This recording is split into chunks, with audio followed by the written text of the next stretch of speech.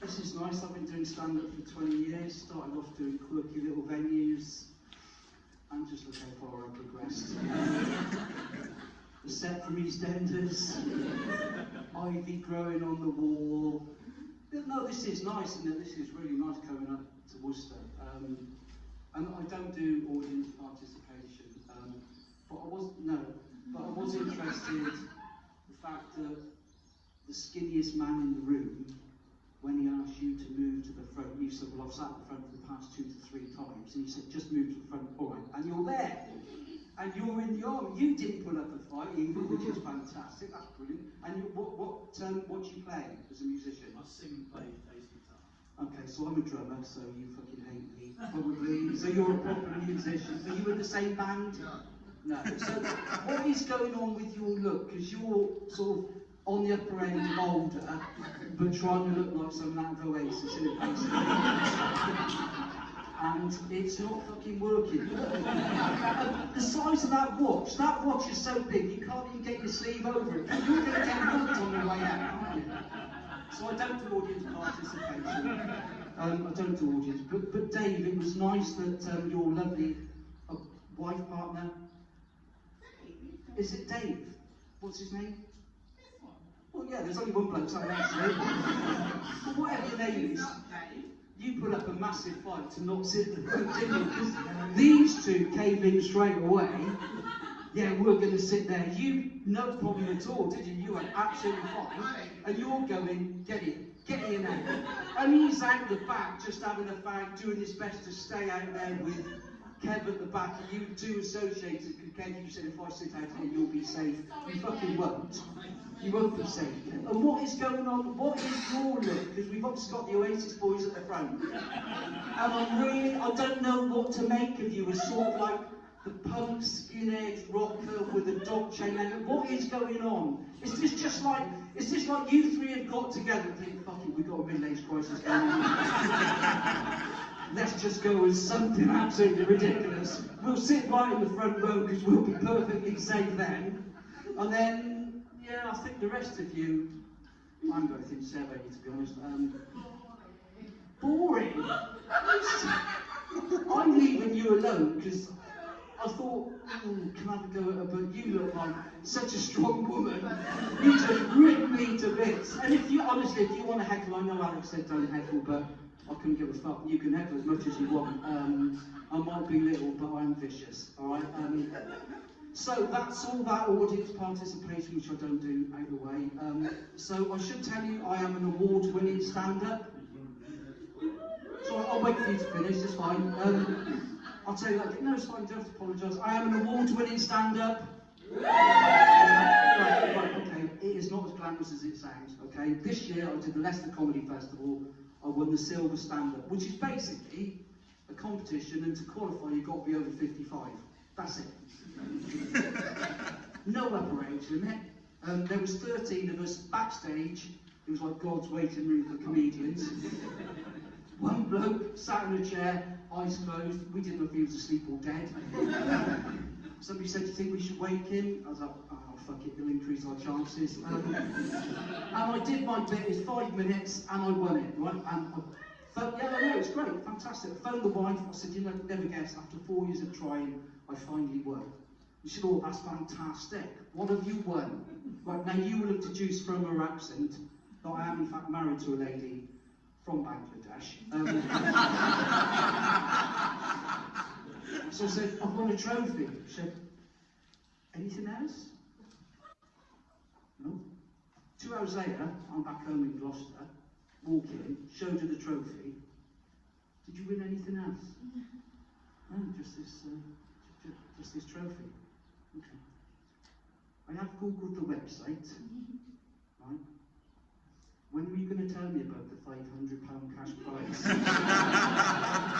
I was gutted, right? Because I had that earmarked for a special night out, and she ruined it and said the thing is, like, you should always tell the truth. That's fine. End of April, she was on a cruise for 7 nights. On the Wednesday night, she phones me and asks that question no bloke really wants to answer. Are you missing me? And I thought back to what she said about always telling the truth. She was like, fucking no. And she was horrified. She said, well, I bet the dog's missing me. He wasn't. He was absolutely loving it. Like, he was sleeping with me every night. We were down the pub every night. He was eating crap food. He said, has she got to come back? I said, yeah, unfortunately, he said, but this is so much better, just you and me. And I said, yeah, I know, but she has got to come back. And the competition was 2 days after Valentine's Day. And we did celebrate Valentine's Day. I phoned the florist, ordered some flowers.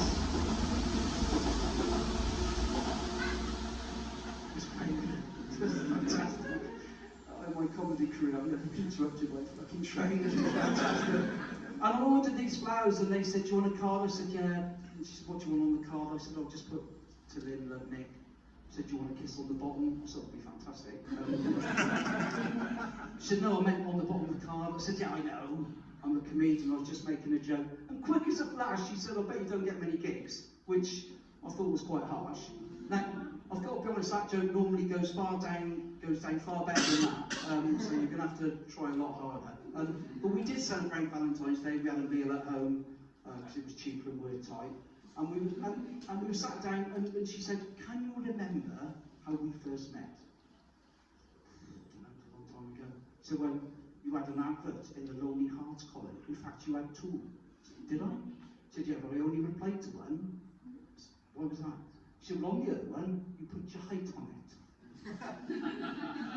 I didn't realise she was heightless. I should have known, because about a week after we got together, I suggested a day out at Alton Towers, and she said, you wasted money on you, wasn't it? Really? And when we did get married, I came home one night and she said, can I ask you a question? I said, yeah, what is it? She said, how do you feel about being only 9 inches taller than the largest emperor penguin ever recorded? She fucking Googled it. She Googled it. But no, I've been married to my wife of 21 years. I mean, by that, I don't mean I'm married to a 21-year-old. That would be fucking heaven. But we've gone through the same routine for the past 21 years. She goes up to bed, I come up to bed. Have you locked the... No, have you turned the TV off? Yes. At the wall? Yes. Have you locked the back door? Yes. Have you locked the front door? Yes. At the bottom? Yes. At the top?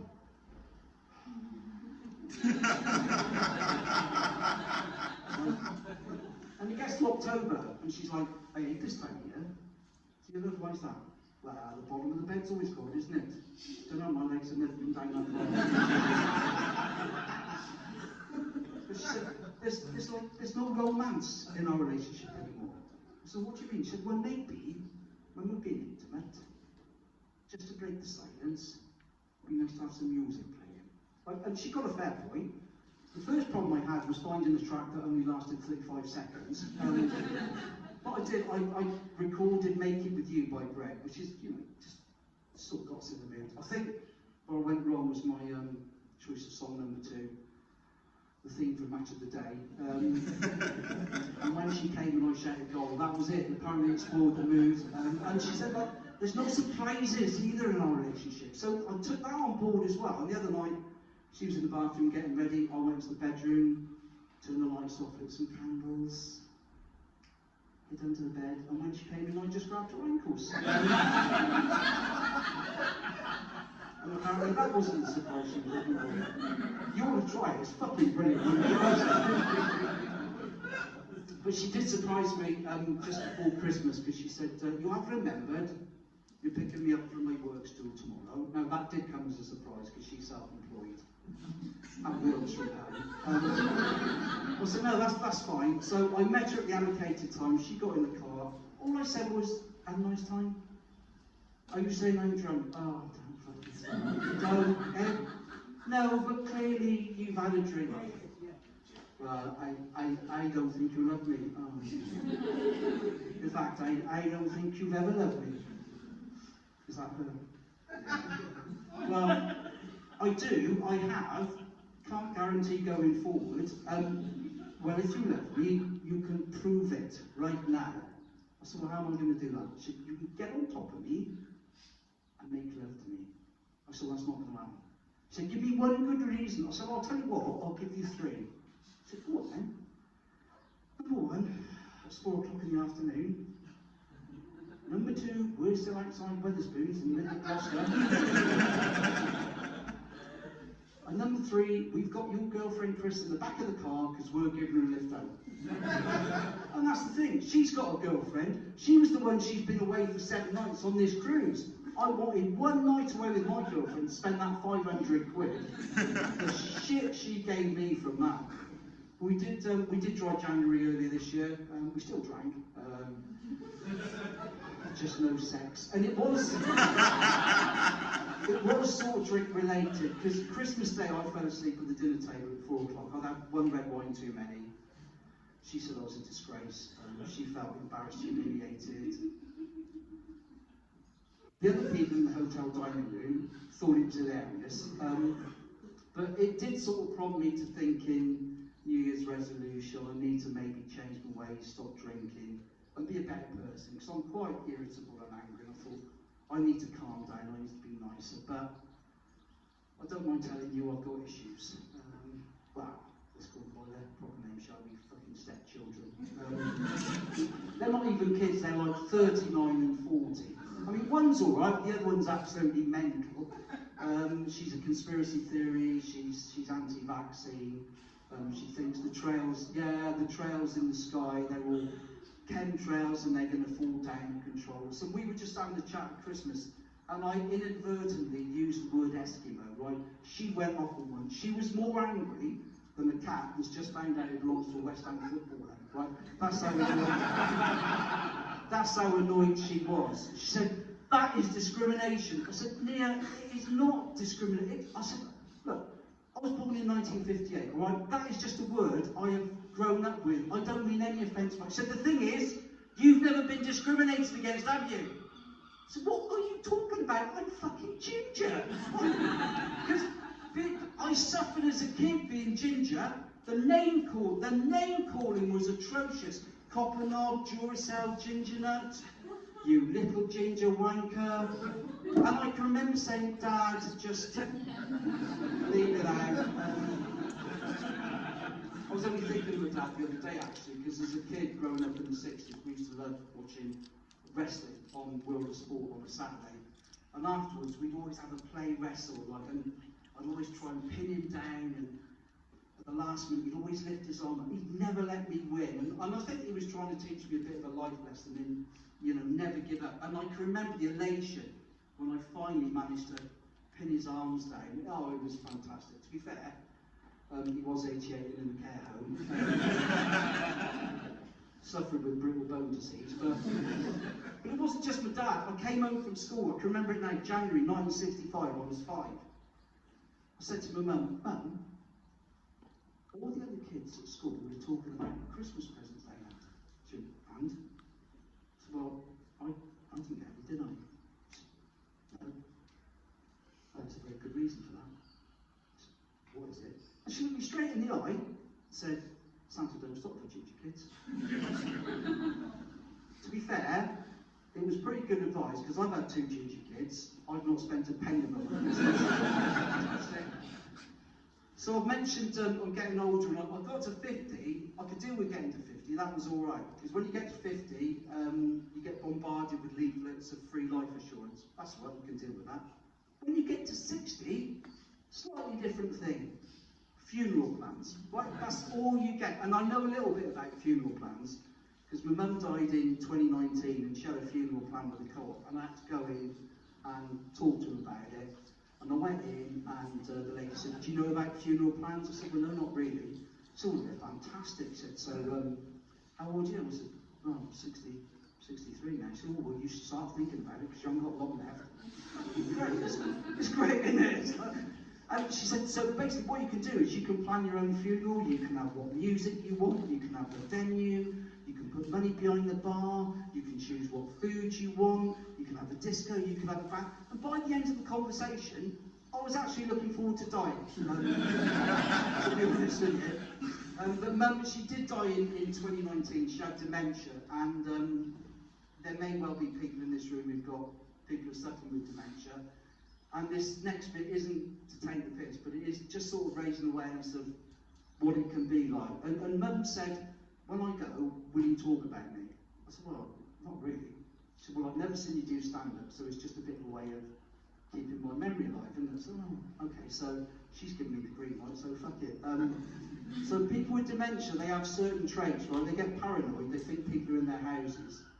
They lose things, they don't really lose things, they just put them away and they can never find them. And they tend to wander. Okay, that's the three things. Mum had all three. I went round, around about 1974, she was an alcoholic in the younger days, right up until 1974 when I was about 15. And then she suddenly stopped drinking, turned to Catholicism, and that was her saviour, to be fair to her. And after that, she would never hear a bad word said about anything about the Catholic faith. So I'm round there one Saturday morning. You all right, Mum? Yeah? You had your breakfast? Yeah. Okay, so the nuns gave it to me. The nuns, yeah, so when I woke up, there were 3 nuns sat next to my bed. There were no nuns, but you can't argue with somebody with dementia, you've just got to go with it. Okay. So, these 3 nuns, how do you think they got in? Well, I don't know, they probably came in through the window. But that isn't as stupid as it seems, because she lived on the ground floor flat. Okay. But the window's locked, so they probably didn't come in through the window, did they? Well, I don't know. Okay. You know those keys that you keep losing? Yes? You don't think the nuns have stolen them, do you? They're thieving bitches. She did wander, and the last time she wandered, she was picked up by the police, taken to Gloucester Hospital. And when that happens, the police assign a safeguarding officer. And they phoned me and they said, we need to come and see your mum, make sure she's all right. Can you meet me in the hospital at 6 o'clock? Yeah, that's fine. So I met this guy, I can't remember what his name was, and we were just chatting on the way out. I said, so how long have you been involved in safeguarding? He said, to be honest, I've only just sort of come on board. I've not been in the police 20 years, but I've only just taken this role on. I said, okay. One piece of advice, don't believe a fucking word she tells you, right? So we're in the room, in the ward, there's about 8 beds. She's in the bed here, and it's quite quiet. It's September, dusk is settling, there's families milling around, quite quiet, they're all chatting. Come in, Mum's laid down.